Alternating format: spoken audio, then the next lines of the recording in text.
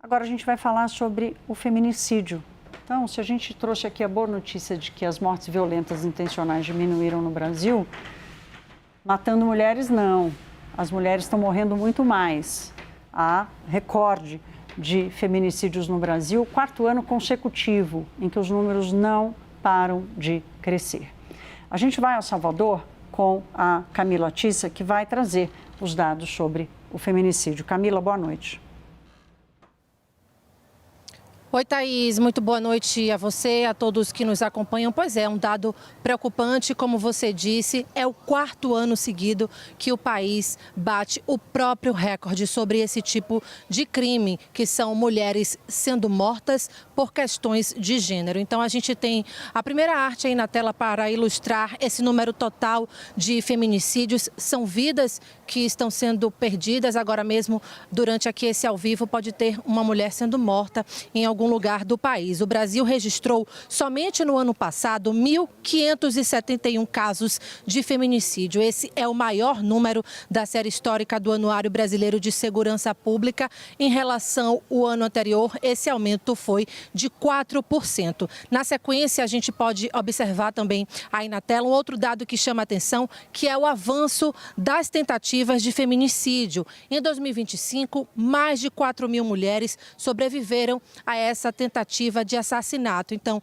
além disso, para cada um feminicídio confirmado, houve quase 3 tentativas, mostrando que a mulher, ela escapa da morte, mas ainda continua correndo risco. Então, para finalizar essas artes, foi traçado também um perfil das mulheres mortas por questões de gênero. O retrato das vítimas mostra que o feminicídio atinge principalmente mulheres negras e em idade economicamente ativa. Mais de 60% foram mortas dentro da própria residência e quando a autoria é identificada, quase 100% dos feminicídios foram cometidos por homens, geralmente parceiros ou ex-parceiros. Então, mesmo com a queda dos homicídios de forma geral no país, os feminicídios, eles vêm crescendo. São crimes ligados à violência doméstica, como eu já disse também, por questões de gênero e porque a vítima também não consegue quebrar o ciclo da violência. A gente sabe, são vários tipos de violência,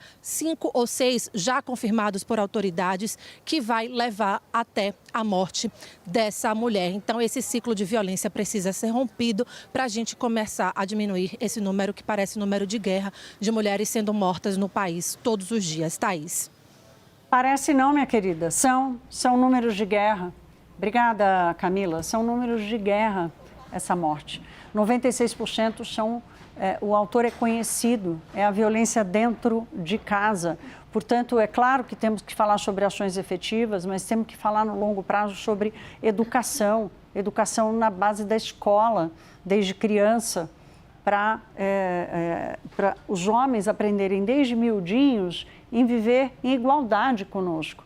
Igualdade de condições, igualdade de oportunidades. Juliana Lopes está aqui comigo. Juliana, a política é o caminho para fazer isso, mas agora a política está voltada para outras prioridades.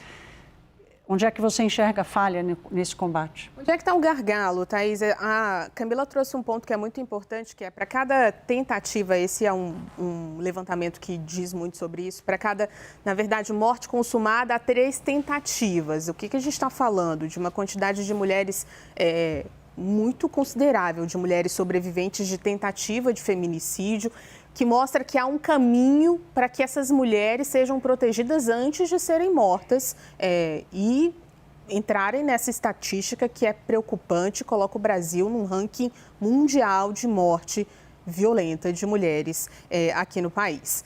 Onde é que está o gargalo exatamente? A gente tem, nesse momento da política, é importante a gente observar isso, porque a gente vai entrar numa campanha eleitoral oficialmente, um discurso punitivista, né, de aumentar a pena. Vamos aumentar a pena para o feminicida, e isso acontece de uma maneira muito considerável no Congresso Nacional. É uma resposta fácil, a gente vai ver isso nos discursos dos candidatos, mas o que a gente está vendo acontecer? Essas políticas ou esses projetos de lei serem aprovados, essa punição está sendo ampliada de alguma forma, mas isso não está resolvendo, porque ela pune o agressor ou o assassino, depois que acontece o crime.